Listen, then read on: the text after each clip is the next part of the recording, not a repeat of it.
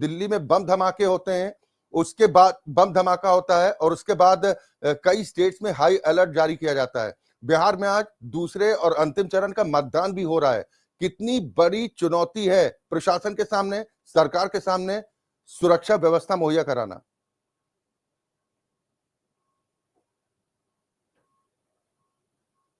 उस सुरक्षा की एक तस्वीर जहानाबाद से हम दिखाने की कोशिश करते हैं, क्योंकि जहानाबाद में सुबह से ही मतदान हो रहे हैं, क्योंकि 20 जिलों में 122 विधानसभा सीटों पर मतदान हो रहे हैं। देखिए, हर गाड़ी को चेक की जा रही है, सर्च ऑपरेशन किया जा रहा है। किस तरीके से दिल्ली में जो घटना घटी है, उस घटना के बाद बिहार पुलिस भी अलर्ट पर है और सीआईएसएफ के जवान और कई सीआरपीएफ के जवान तैनात किए गए हैं। कि चुनाव को लेकर तो पहले से तैनाती थी, लेकिन अब जब यहाँ दिल्ली में इस तरह की घटना घटी है लाल किले के पास, उसके बाद से ही सर्च ऑपरेशन जारी है। और देखिए, तमाम आने जाने वाली गाड़ियों को जांच की जा रही है, चाहे वो किसी की भी गाड़ी हो, पुलिस की हो, पत्रकार की हो, सभी गाड़ियों को जांच की जा रही है इस वक्त अक्षय। और प्रशासन पूरी तरीके से अलर्ट है दिल्ली की घटना के बाद से ही, क्योंकि रक्सौल जो कह सकते हैं बॉर्डर का इलाका है नेपाल का, वहां पर भी एटीएस की टीम और कई सुरक्षा एजेंसियां लगाई गई है, क्योंकि डीजीपी ने साफ निर्देश दिया।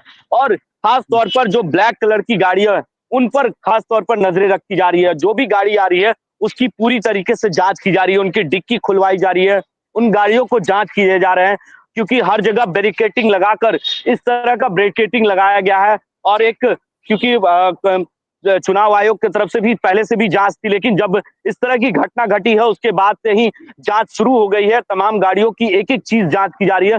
उसके बाद जो पुलिसकर्मी है यहाँ पर मौजूद है, उन्हें जांच करने के बाद ही गाड़ी को आगे बढ़ा रहे हैं, क्योंकि जो घटना घटी है वो बहुत ही दर्दनाक घटना है। दिल्ली को दहला दिया है, कहीं ना कहीं 8 लोगों की जानें गई हैं और कई लोग अभी भी इलाजरत है अस्पताल में। और केंद्रीय गृह मंत्री अमित शाह इस पर पूरी नजर रखे हुए हैं। वहां पर पूरी तरीके से जांच जारी है कि क्या ये आतंकी हमला है। और बिहार में ये चुनाव कहीं ना कहीं चुनाव पर असर पड़ सकता था, लेकिन सुरक्षा कर्मियों ने पूरी तरीके रात से ही मोर्चा संभाल लिया। पटना के सबसे पटना जंक्शन हो या महावीर मंदिर हो, सभी जगहों पर एटीएस की टीम जो है तैनात कर दिए गए हैं। सीआरपीएफ के जवान हैं, सीआईएसएफ के जवान हैं, कई आर्मी के जवान को तैनात किया गया है। और आने जाने वाले जो भी दर्शनार्थी हैं, जो दर्शन करने के लिए हनुमान मंदिर में पहुंचते हैं, उनकी पूरी तरीके से जांच की जा रही है। मेडिकल डायरेक्टर से उनकी जांच हो रही है। दे रहे हैं कि सुरक्षा एजेंसियां वहां पर अलर्ट मोड पर हैं और खासतौर पर बॉर्डर वाले जो एरियाज हैं वहां पर ज्यादा चौकसी भी बरती जा रही है।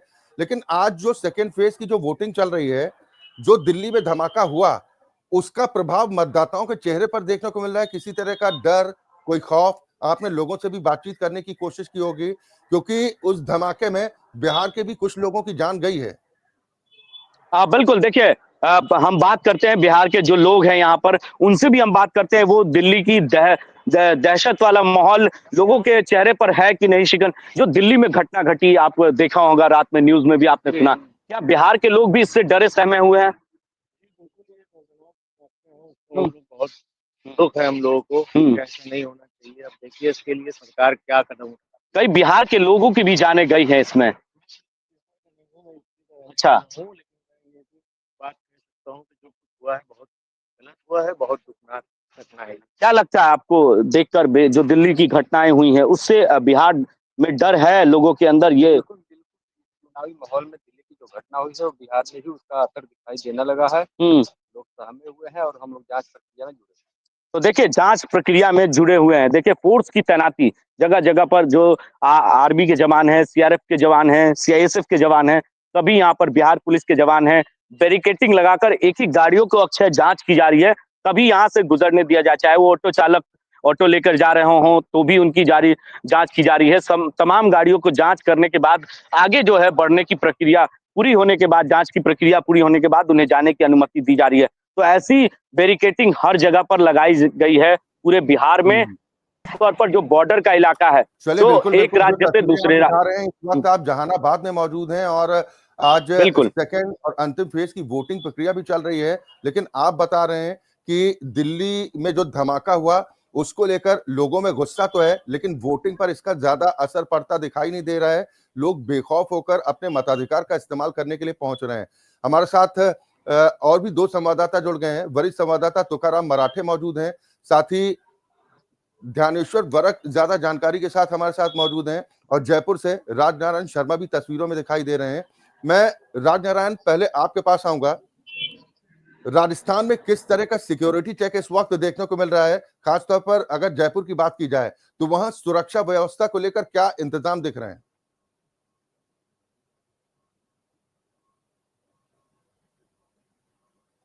डीजीपी ने राष्ट्र टीवी को भी बताया था और साफ कहा है कि हमने पूरे राजस्थान को अलर्ट मोड पे रखा है। सबसे बड़ी बात बताऊं कि डीजीपी ने सभी जिला जो पुलिस अधीक्षक हैं उनको निर्देश जारी कर दिए हैं। उनमें साफ शब्दों में कहा गया है कि होटल्स, ढाबे जो उन्होंने चिन्हित स्थान किए हैं, उन्होंने साफ कहा कि हम उन चिन्हित स्थानों का नाम आपको बता नहीं सकते सुरक्षा के दृष्टिकोण से, लेकिन वो जो जगह है उन्होंने सर्च अभियान शुरू कर रखा है। और जानकारी ये भी दी गई है कि जो बड़े बड़े होटल्स हैं उनके अंदर भी जो है चेकिंग अभियान चला रखा है, लेकिन पुलिस ने